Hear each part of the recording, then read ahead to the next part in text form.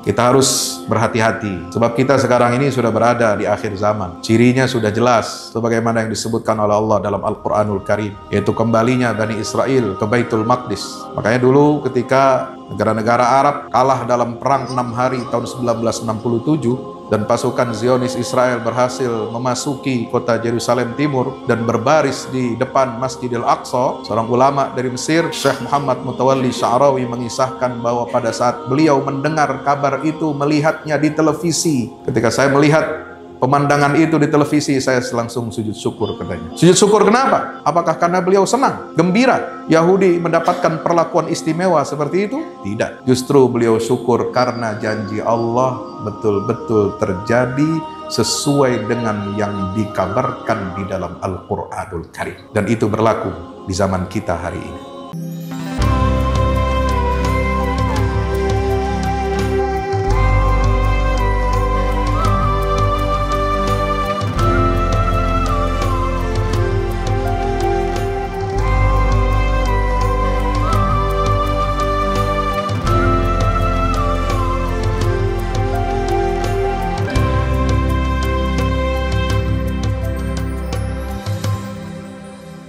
Innal hamdalillah nahmaduhu wa nasta'inuhu wa nastaghfiruhu wa nastahdihi wa na'udzu billahi min shururi anfusina wa min sayyiati a'malina. May yahdihillahu fala mudilla lahu wa may yudlil fala hadiya lahu. Asyhadu an la ilaha illallah wahdahu la syarika lahu wa asyhadu anna Muhammadan 'abduhu wa rasuluhu la nabiyya ba'dahu. Allahumma salli wa sallim wa barik alaihi wa ala alihi wa ashabihi wa man tabi'ahum bi ihsanin ila yaumil qiyamah. Ibadallah, usi nafsi wa iyyakum bi taqwallah. Ittaqullaha haqqa tuqatih wa la tamutunna illa wa antum muslimun. Hadirin jamaah sidang Jumat yang insyaallah mudah-mudahan kita semua senantiasa diberkahi dan dimuliakan oleh Allah Azza wa Jalla.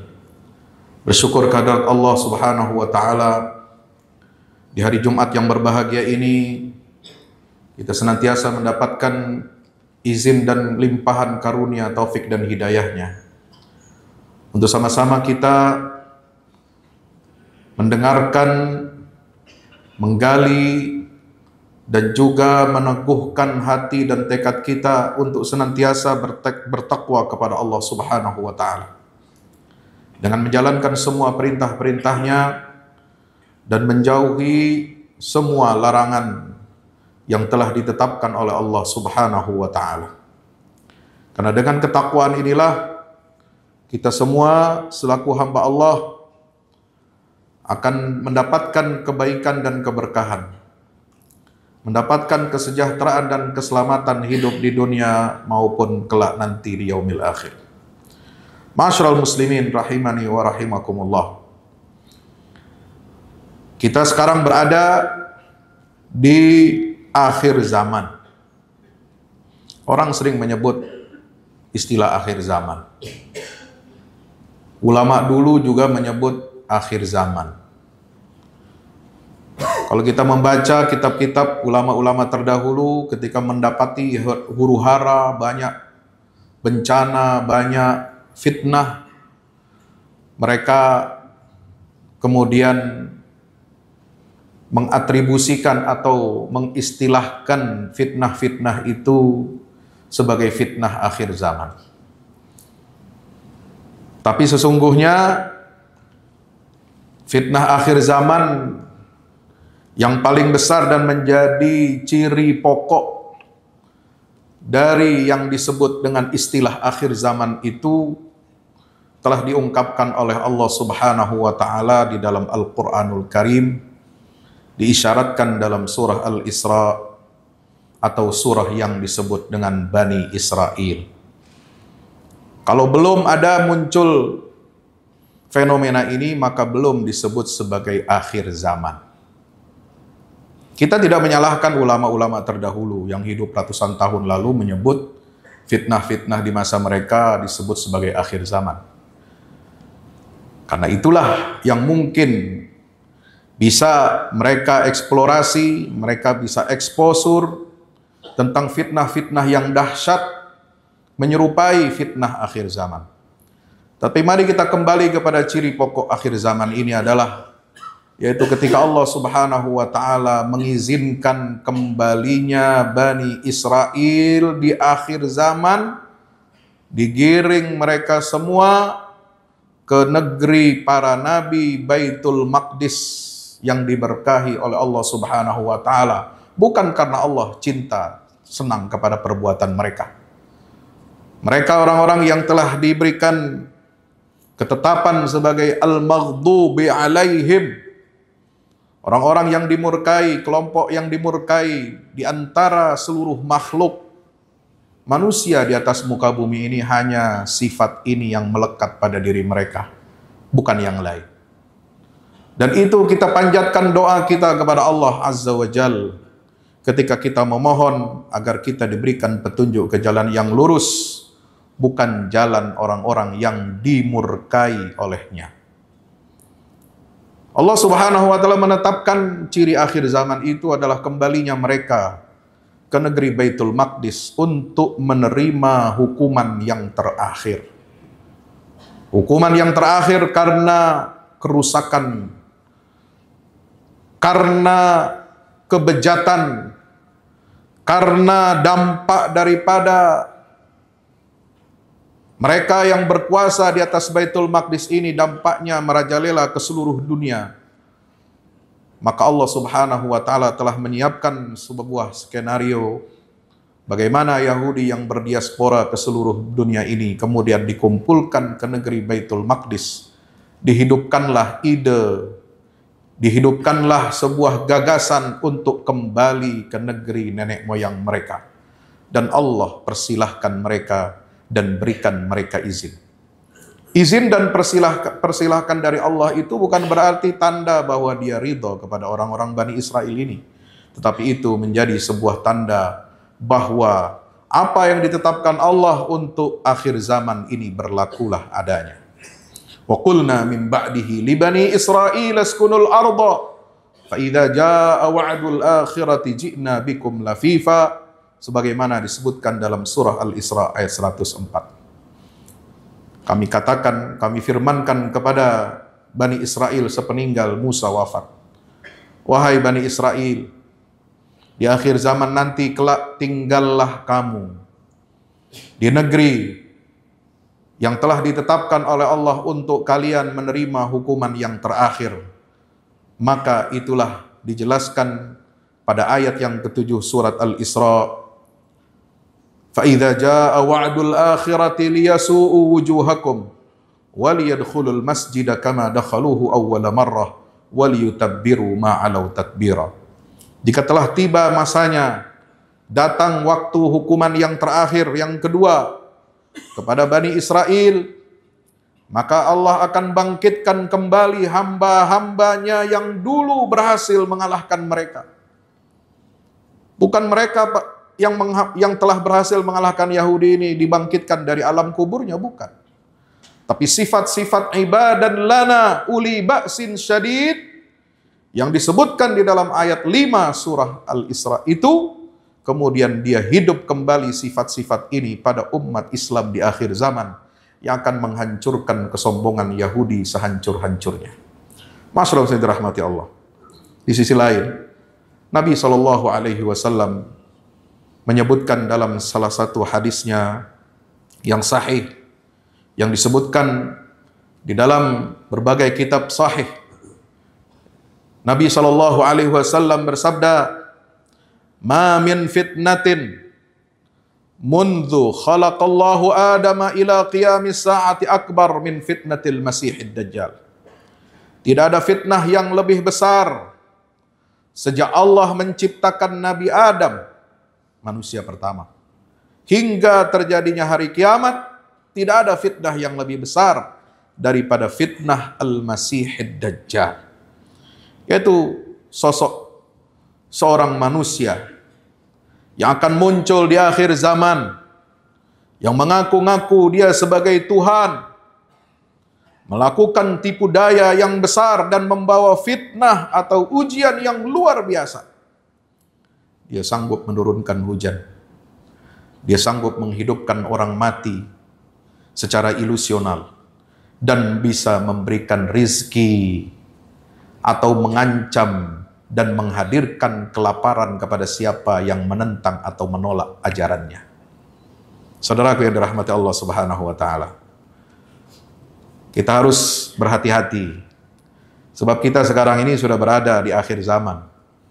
Cirinya sudah jelas sebagaimana yang disebutkan oleh Allah dalam Al-Qur'anul Karim, yaitu kembalinya Bani Israel ke Baitul Maqdis. Makanya dulu ketika negara-negara Arab kalah dalam perang 6 hari tahun 1967 dan pasukan Zionis Israel berhasil memasuki kota Yerusalem Timur dan berbaris di depan Masjidil Aqsa, seorang ulama dari Mesir, Syekh Muhammad Mutawalli Sya'rawi, mengisahkan bahwa pada saat beliau mendengar kabar itu, melihatnya di televisi. Kita dulu tidak menyaksikan itu. Tahun 67, mungkin kita ada sebagian besar belum lahir pada masa itu. Ketika saya melihat pemandangan itu di televisi, saya langsung sujud syukur, katanya. Sujud syukur kenapa? Apakah karena beliau senang, gembira Yahudi mendapatkan perlakuan istimewa seperti itu? Tidak. Justru beliau syukur karena janji Allah betul-betul terjadi sesuai dengan yang dikabarkan di dalam Al-Qur'anul Karim. Dan itu berlaku di zaman kita hari ini. Maka diiringi dengan fitnah Al-Masihid Dajjal. Ketika kekuasaan Yahudi merajalela di seluruh dunia, bisa mengendalikan negara-negara besar, dan mereka mengendalikan teknologi, mereka mengendalikan seluruh sistem perbankan finansial, dan bisa mengatur tatanan dunia sehingga mereka ketika melanggar hukum internasional tidak ada yang bisa memberikan sanksi atau hukuman, karena merekalah yang menciptakan tatanan dunia yang tidak adil ini. Apa yang dilakukan oleh fitnah Masihid Dajjal ini, yaitu menipu akal dan penglihatan kita, menggoda umat manusia terutama orang beriman dengan materi dan kekuasaan. Dia mengaku sebagai Tuhan dan dapat berpindah-pindah dari satu negara ke negara lain dengan begitu cepat, dan fitnahnya menyebar ke seluruh dunia dalam waktu yang singkat. Maka Nabi SAW, walaupun beliau hidup sudah lebih dari 1447 tahun yang lalu, ketika kita di bulan Muharram ini merayakan tahun baru Islam, beliau sudah mengingatkan kepada kita, memberikan peringatan agar kita waspada dari fitnah Al-Masihid Dajjal ini. Maka beliau sunnahkan kita untuk membaca surah Al-Kahfi di tiap malam Jumat dan hari Jumat.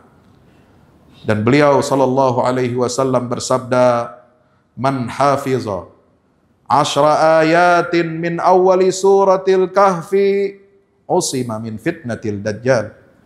Siapa hamba Allah Subhanahu wa taala, siapa saja di antara hamba-hamba yang beriman kepadanya, yang dia membaca dan menghafal 10 ayat pertama dari surah Al-Kahfi, maka dia akan terjaga dan bisa dilindungi oleh Allah dari fitnah Al-Masihid Dajjal. Hadis riwayat Imam Muslim. Saudaraku yang dirahmati Allah Subhanahu wa taala, maka mari kita lihat apa saja fitnah Dajjal ini yang disebutkan di 10 ayat pertama di dalam surah Al-Kahfi yang sering kita baca. Jangan hanya sekedar kita bisa membacanya, tetapi mari mulai hari ini kita tadabburi, kita renungi, kita jadikan ini sebagai pelajaran dalam kehidupan kita, dan kita sampaikan kepada anak cucu dan keluarga kita agar kita semua terjaga dan terlindungi dari fitnah Al-Masihid Dajjal. Fitnah yang pertama yang disebutkan di dalam isyarat ayat pertama surah Al-Kahfi adalah fitnah kemapanan duniawi. Hati-hati. Makanya Allah Ta'ala berfirman, "Alhamdulillahilladzi anzala ala abdihil kitaba wa lam yaj'al lahu iwaja." Diawali dengan rasa syukur kepada Allah. Segala puja dan puji hanya milik Allah. Nah, maka kerjanya Al-Masihid Dajjal ini, fitnahnya Dajjal ini adalah menjauhkan kita dari Allah. Membuat kita seolah-olah berkuasa atas segalanya. Membuat kita merasa bahwa kita bisa menentukan segalanya. Membuat kita merasa tidak butuh lagi kepada Allah Azza wa Jal, maka kita dikembalikan oleh Allah dengan sifat abdan syakura, sebagaimana yang dimiliki oleh Nabi kita Muhammad SAW. Alhamdulillah. Sebuah ucapan yang ringan, tetapi berat timbangannya di yaumil qiyamah. Kenapa? Karena sifat kesyukuran ini, dialah yang akan membakar kabut-kabut ilusi yang tertanam di dalam jiwa dan otak pikiran kita, bahwa kemapanan duniawi ini akan membuat kita kekal selama-lamanya di atas muka bumi. Yang kedua, dalam ayat berikutnya, qayyima liyundhira ba'san syadidan min ladun wa yubashshiral mu'minina alladhina ya'maluna as-salihati anna lahum ajran hasana. Dia Allah Subhanahu wa ta'ala telah menjadikan kitab yang diturunkan kepada nabinya, kitab yang lurus, agar dia berikan peringatan kepada orang-orang beriman akan siksa yang sangat pedih dari sisinya, dan memberikan kabar gembira kepada orang-orang mukmin yang mengerjakan kebajikan bahwa mereka akan mendapatkan balasan yang baik. Apa isyarat yang ada di dalam ayat kedua surah Al-Kahfi ini? Yaitu kita semua sebagai hamba-hamba Allah yang beriman, kita harus menjadi penegak-penegak kebenaran. Untuk melawan fitnah di tengah-tengah badai ambiguitas kebenaran, di tengah-tengah manusia yang kadang-kadang sering kali memanipulasi alam bawah sadar kita bahwa agama itu tidak penting. Tauhid kepada Allah itu tidak penting. Ibadah tidak penting. Ibadah itu hanya pekerjaan orang-orang yang tidak punya pekerjaan. Nah, ini fitnah. Oleh sebab itu, mari kita menjadi penegak-penegak kebenaran sebagaimana yang difirmankan oleh Allah, qayyima liyundhira ba'san syadidan min ladunhu wa yubashshiral mu'minin alladzina ya'maluna as-salihati anna lahum ajran hasanah. Saudara yang dirahmati Allah Azza wa Jalla, yang ketiga, fitnah yang dilakukan oleh Al-Masihid Dajjal ini adalah menebarkan fitnah kekuasaan abadi, di mana membuat kita lupa daratan, lupa akan hakikat kelemahan kita sebagai manusia, keterbatasan kita sebagai manusia, dan bahwa kita hanya mengharapkan kekekalan yang abadi kelak di yaumil akhir, apakah itu di dalam surganya Allah Azza wa Jal, ataukah nanti kita akan kekal di dalam neraka selama-lamanya.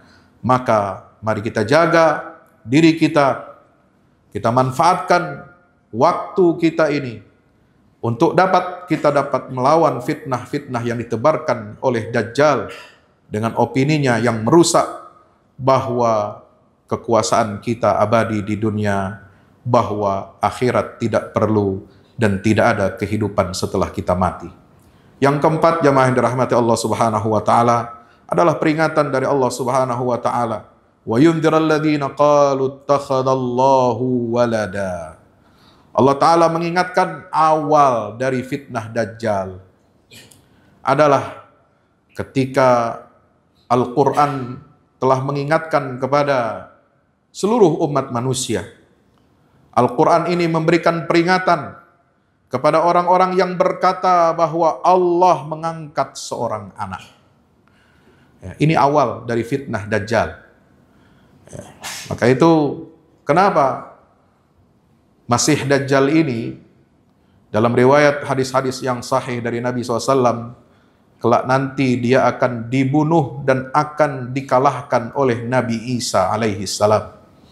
Karena fitnah Dajjal yang paling berbahaya adalah ketika pertama sekali dia menyebarkan hoax bahwa Tuhan punya anak. Makanya dia dibunuh oleh Nabi Isa di pintu Lot yang ada di Palestina. Saudara yang dirahmati Allah Subhanahu wa taala. Yang kelima, maka yang harus kita perhatikan adalah agar kita senantiasa menjaga diri kita dari fitnah Dajjal ini. Kenapa? Karena fitnah Dajjal ini menyebarkan pengetahuan-pengetahuan yang palsu dan mengajarkan kepada manusia tentang distorsi agama yang benar. Maka itu kita harus memperkuat diri kita, keluarga kita dengan ilmu yang sejati, ilmu yang benar, yang diwahyukan oleh Allah Subhanahu wa Ta'ala, agar menjadi perisai bagi kita untuk melawan kesesatan, pengetahuan palsu, dan distorsi agama, serta membongkar kemungkaran-kemungkaran ilmu pengetahuan. Maka Allah Ta'ala mengatakan dalam firman-Nya, "Malahum bihi min ilm, wala li abaihim, kaburat kalimatan takhruju min afwahihim, iyyaquluna illa kadiba." Mereka sama sekali tidak punya pengetahuan tentang itu. Begitu pula nenek moyang mereka. Alangkah besar dosa perkataan yang keluar dari mulut mereka, dan mereka hanya mengatakan suatu kebohongan belaka. Yang keenam, saudara yang dirahmati Allah Azza wa Jalla, cara kita untuk mengatasi dan melawan fitnah Dajjal di akhir zaman ini adalah dengan meniru akhlak baginda Rasul sallallahu alaihi wasallam. Disebutkan dalam ayat yang keenam, "Fala'allaka bakhi'un nafsaka 'ala atharihim illam yu'minu bihadzal hadithi asafa." Bagaimana Rasulullah SAW memiliki sifat sangat ingin untuk memberikan hidayah kepada hamba-hambanya. Ketika umat yang ada di Makkah, mereka menolak ajakan beliau, beliau kecewa dan hampir-hampir saja memutuskan untuk mencelakakan dirinya, menjatuhkan dirinya dari atas perbukitan di Makkah. Maka itulah menunjukkan kelembutan jiwa sang Nabi Muhammad SAW. Jiwa yang penuh ghirah, jiwa yang dipenuhi dengan hidayah, jiwa yang dipenuhi dengan kepedulian untuk bisa menerangi umat yang ada di sekelilingnya dengan cahaya hidayah Allah Subhanahu wa Ta'ala. Maka setiap kita juga harus memiliki kelembutan hati, memiliki ghirah dalam berdakwah, memiliki ghirah untuk melawan fitnah kekerasan hati dan egoisme sosial ketika kita menjauhkan diri kita dari dunia yang ada di sekeliling kita. Dan yang ketujuh, jamaah yang dirahmati Allah Subhanahu wa Ta'ala, adalah fitnah Dajjal ini, yaitu fitnah dunia yang indah, menipu, dan penuh dengan hedonisme. Maka itulah Allah Subhanahu wa Ta'ala mengingatkan kita agar kita berhati-hati dari ujian dunia. Inna ja'alna ma'alal ardi zinatan laha linabluwahum ayyuhum ahsanu amala. Sungguh kami telah menjadikan apa yang ada di atas bumi ini sebagai perhiasan, agar kami menguji mereka, hamba-hamba Allah. Siapa di antara mereka yang lebih baik perbuatannya? Jamaah yang dirahmati Allah Subhanahu wa Ta'ala. Maka yang kedelapan, kita harus menjaga diri kita dari fitnah Dajjal. Apa yang dilakukan oleh Dajjal? Dajjal menyebarkan fitnah agar kita terkagum-kagum dan takjub terhadap kemegahan material.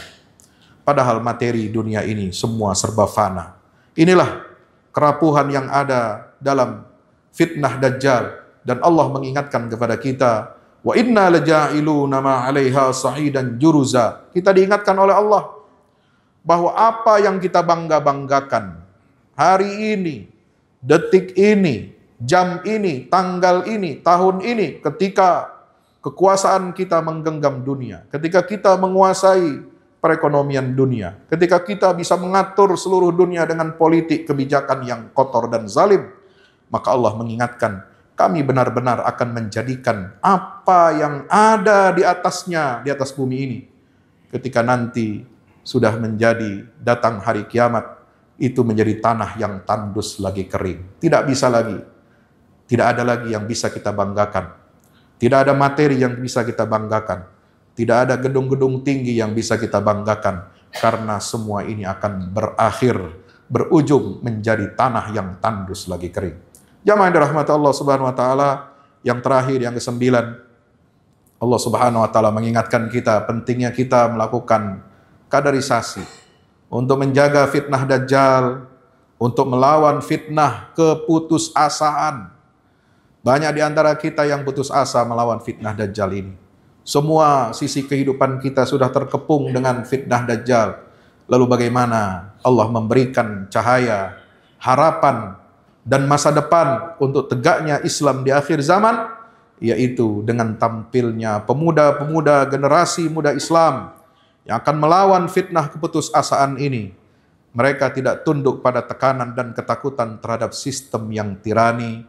Maka Allah mengingatkan, idh awal fityatu ilal kahfi faqalu rabbana atina min ladunka rahmatan wa hayyi' lana min amrina rasyada.